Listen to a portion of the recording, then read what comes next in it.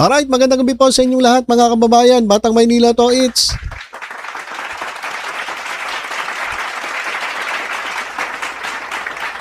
si Eloy Bugris daw mga kababayan. Etong si Queen of Fake News mga kababayan. Fake news po ito. Sabi kasi nila, Eloy Bugris, the Queen of Revelation. Hindi po totoo yan. Eloy Bugris, Queen of Fake News. Yan po ang totoo. Kasi sa 10 sinabi nito, 15 fake news. At sabi nga ni Banat Bay, etong si Bugris ay parang parang puro lang sa for the views mga kababayan. So ito, meron siyang post meron siyang post. Ewan ko kung totoo ito o fake news na naman mga kababayan. Ito. Sabi ni Eloy Bugris, the Queen of Fake News. Mga anak, baka mawala din page ko. Ito mga kababayan Kita niyo naman yung ating mouse di ba? So, mga anak, baka mawala din page ko. But I'll resurface. I promise. For now, we moved house. Nagpadala, tirador si Lisa Tanas.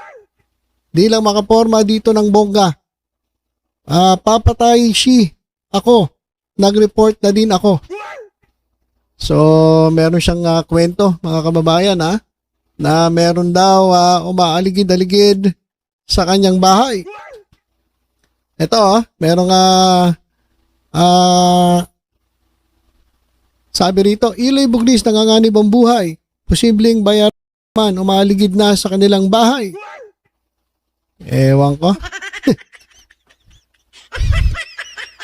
Sa totoo lang, parang walang maniniwala dito mga kababayan Kasi sa totoo lang, ang feeling ko, natatakot lang ito sa sarili niyang multo. Siguro na-imagine niya. Kapag puro kasi fake news, puro invento sinasabi mo, siyempre ikaw sa sarili mo, kakabahan ka. Kakabahan ka.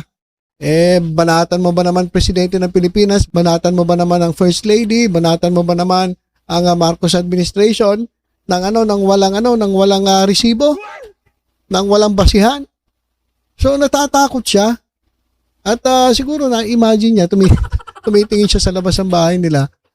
Nako, parang bago lang to Parang ngayon ko lang nakita to Tapos ito, meron na naman.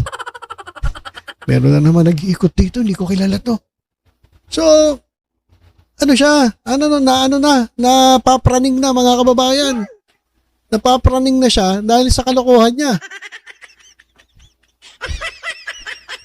Natatakot siya doon sa sarili niyang multo. So, naglipat na raw siya ng bahay.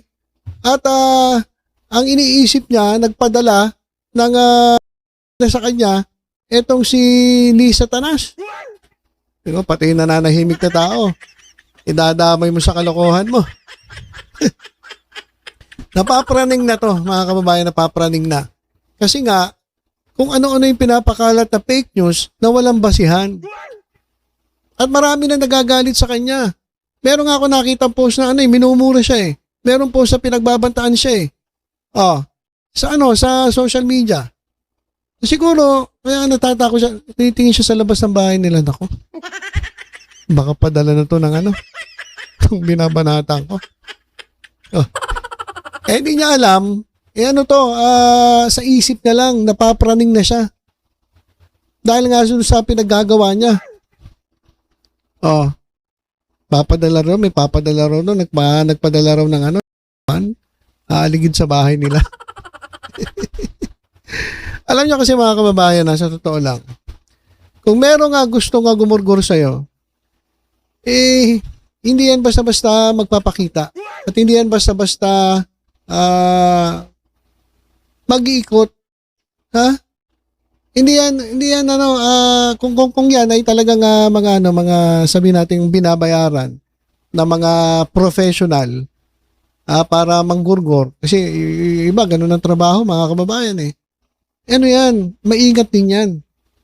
Lalong-lalo na, sigurado itong si Bugris alam niya na sa ginagawa niya, pwedeng mangyari yung ganon.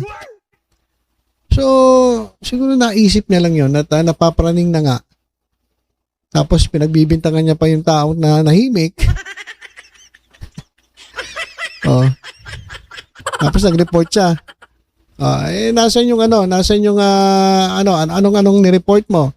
Naisip mo na may umaaligid. Paniniwalaan ka kaya ng mga pulis dyan? Baka sabihin pa sa'yo, topa ka pala eh. Kasalanan mo yan, nagpapakalat ka ng mga fake news. Yan tuloy, napapraning ka na, iniisip mo, may umaaligid sa'yo. Pero ang totoo, wala. At meron pa, sabi nga dito, sabi nung nag-post, kunwari may banta sa kanya para makapagtago, style mo, bulok. Oh. Para makapagtago.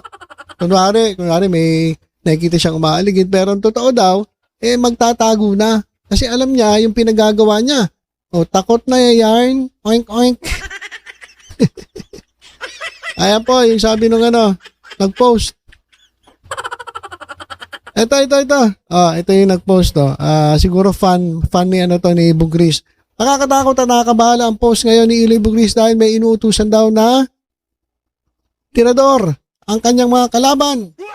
O daw na naman. Pag sinabing daw, hindi ka sigurado. Inuutusan daw. So, kwento-kwento lang. May inutusan daw yung kanyang mga kalaban. At baka daw, ito naman si daw. Ito naman yung daw. Pag kasing ginamit mo yung daw, ibig sabihin hindi ka sigurado. Sabihin kwento-kwento, marites lang yan. At baka daw ma-deactivate ang kanyang FB, pero babalik din siya. Nabanggit din niya na naglilipat na siya ngayon ng bahay at nag-report na sila sa UAE authorities. Baka naman baliktad. Baka naman yung binabanatan mo, yung tinitira mo, yung sinisiraan mo, ang nag-report na sa UAE authorities. Kasi pwede yun, i-report ka. At baka nga ikaw ay ma-deport dahil sa pinagagawa mong paninira sa Pangulo at sa Marcos administration. Siya pa talaga nag-report Ikaw pa talaga nag-report Matanda ang iniimbestigahan na ng Department of Justice si Iloy Bugris at dalawa pang vloggers dahil fake news peddlers di umano ang mga ito at posibleng sampahan ng kaso. Itong nag-post naman nakakatakot daw, nakakabahala. Hindi. Naniwala ka naman kay Bugris. Andali nyo namang maniwala. Yung mga ganyang klaseng tao, sanay na sanay yan. Trabaho na nila yung ganyan eh. Tika mo si Maharlo ka ganun din, di ba? Dati sabi niya, merong gustong gumurgur sa kanya, inutusan daw ni Lisa, kung ano-ano kwento. Pero ba't ngayon buhay na buhay pa si Maharlo ka? Fake news pa rin ang fake news. Tapos sinasabi, baka daw ma-deactivate yung FB account, pero hanggang ngayon buhay pa FB account na ito ni Iloy Bugris. So huwag kayo maniniwala dyan kay Bugris. Niloloko lang kayo kaya kayo talagang mga DDS, mga ano kayo hindi kayo nag-iisip, niloloko lang kayo, ginagamit lang kayo, for the views lang yan. O kaya naman, talaga napapraning siya dahil sa kalokohan niya. May umaalig daw sa bahay. Wala, napapraning na yan. Kaya ganyan. So, okay, basta maniniwala sa mga post niyan, for the views lang yan. Okay, at ito mga kababayan, pag-usapan natin, grabe naman si Yusek Claire Castro Maraming nagsasabi kay Yusek Claire Castro, Yusek, takbo ka senator. Nako, yan mga kababayan si Yusek Claire Castro. Kaya mga kababayan, comment nyo nga, payag ba kayo na maging senator? Etong si Yusek Claire Castro? Comment nga kayo mga kababayan. Ako, gusto ko maging senator yan si Yusek Claire Castro kasi kung credentials lang ang pag-uusapan, pasok na pasok. Ang daming ang bobo na pasok niya sa Senado Wala namang mga credentials. Artista lang, sikat lang. Pero bobo naman. Dito na tayo. Kay Yusek Claire Castro, matalino, mabait, matulungin. At syempre, hindi fake news. Si Auntie Claire. Pahig ba kayo? Auntie Claire for Senator. Nako. Ako, ikakampanya ko to si Auntie Claire for Senator. Pinag-usapan nila yan dito mga kababayan na napakinggan natin. ikaw pala, Yusek Claire, ay nakakasama sa listahan ng mga... Hindi ko na ipi-play mga kababayan kasi may sounds, may background music. Ewan ko ba ba't may background music? Pwede naman walang background music eh.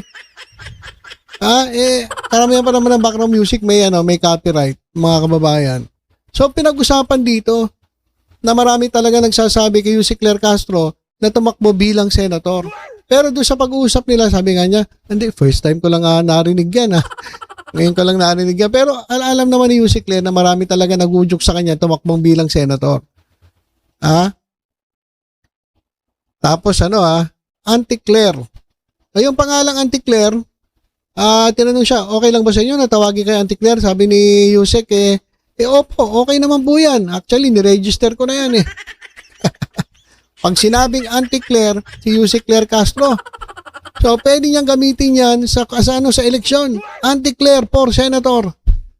Di daming boboto dyan. Pati mga DDS boboto. Kasi Auntie Claire ang galing yan sa mga sa mga basher niya Auntie Claire O di ngayon, sumikat ngayon si Yusek Claire Castro sa pangalang Auntie Claire. So, ayan mga kababayan Nako, abangan natin. At sana kaysa naman dun sa mga bobong mga senator, mga traditional politicians na puro pansarili lang ang iniisip, mas gugustuhin ko pang iboto bilang senator etong si Auntie Claire, Yusek Atty. Claire Castro.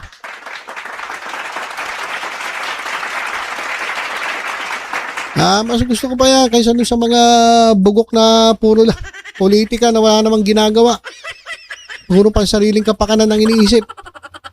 So, play ko sana maganda sana usapan kaso may background music Ba't kasi nilalagyan pa ng background music yung mga ganyan mga post. Atty. Claire Castro News and Insights. Nilagyan pa talaga Nilagyan talaga ng syempre, siguro protection nila para hindi makopya. Well, anyway, pinakinggan ko naman yung pinag-usapan. Yung nga sinabi ni Yusek Claire Castro, Auntie Claire, anti-fake news. Di ba? Auntie Claire, anti-corruption. Auntie Claire, basta lahat ng mga kontra sa mga kabulustugan sa gobyerno. Ayan po si Auntie Claire. Kaya nako mga kababayan sana sa 2028 ay mapag-isipan maigi ni Yusek Claire Castro na tumakbo bilang senator.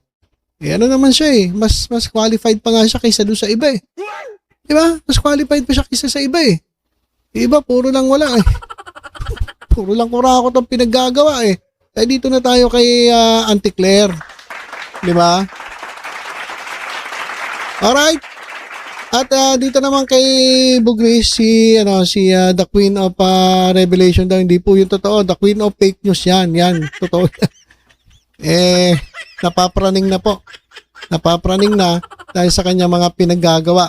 At baka nagpapalusot lang to. Kunwari may nagbabanta sa buhay niya, ayun pala magtatago lang. Bakit nga? Kasi nga isa ito sa mga kakasuhan ng PCO, pinaimbestigahan ito ng PCO dyan po sa DOJ. Tungkol sa mga pagkakalat ng fake news tungkol sa kalusugan ng Pangulo. So, yan lang po muna mga kababayan Tutok-tutok lang po dito sa Batang Maynila to sa iba pang updates. Ingat po tayong lahat. God bless po.